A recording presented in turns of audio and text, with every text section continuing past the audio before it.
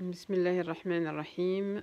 Bienvenue à tout le monde pour le cours de Al-Hamza. Al-Hamza, c'est ce signe-là qui se met d'habitude sur Al-Alif. Sur Al-Alif. Alors, Al-Hamza, elle se met sur Al-Alif au début du mot. En fait, tous les mots qui commencent par Alif, Al-Hamza, elle vient sur Alif. Voilà.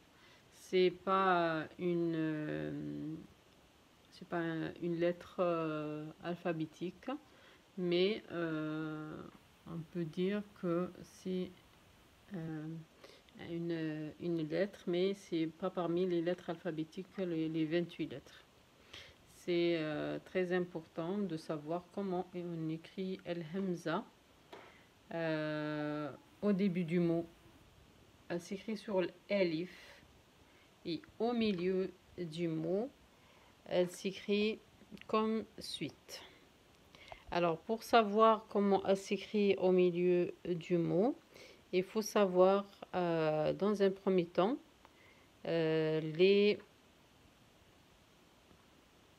al-kasra, les voyelles courtes, al-kasra, al-dhamma, al-fatha. Pourquoi je l'ai placé comme ça? J'ai placé al-kasra au début, al-dhamma en deuxième position et al-fatha en troisième position.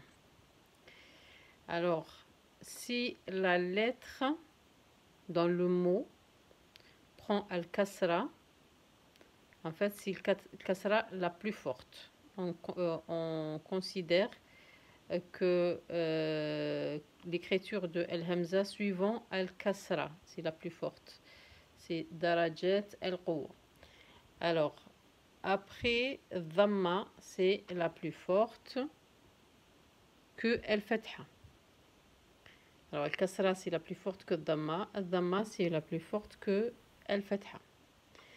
Alors, dans un premier temps, je donne des exemples faciles et dans le deuxième cours, j'explique plus profondément comment on écrit Al-Hamza. Alors, Al-Hamza, elle s'écrit sur Al-Ya, Al-Ya, sans les points. Sur Al-Ya,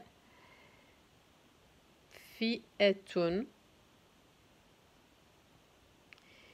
Si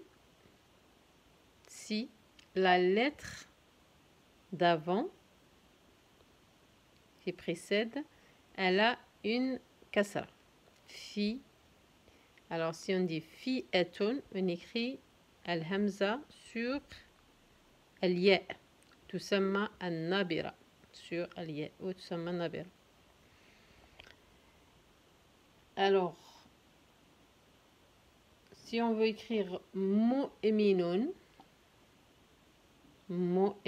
regardez, la première lettre qui précède al-hamza,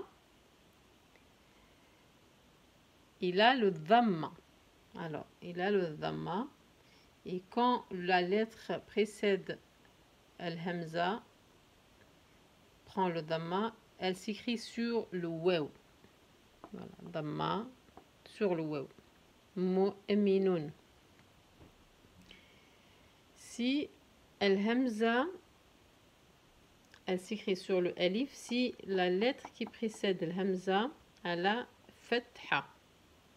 Voilà, elle a al-fatha. Al-fatha, elle écrit sur le alif. Par exemple, ma'tamun. Ma'tamun. Alors, si al-hamza, elle s'écrit sur la ligne, si la lettre qui précède al-hamza, elle a une soukoun. S'écrit sur la ligne, al satr, as-soukoun. Elle s'écrit sur la ligne, as-satr, toute seule, comme ça. Si la lettre d'avant, qui précède, elle a un soukoun. Et fi bidayat al-kalima, au début de mot, elle s'écrit sur l'alif toujours. akala, akala ou aklun. Pareil. Alors, le deuxième cours, ça va être plus profondément, approfondi, pardon, pour expliquer Al-Hamza.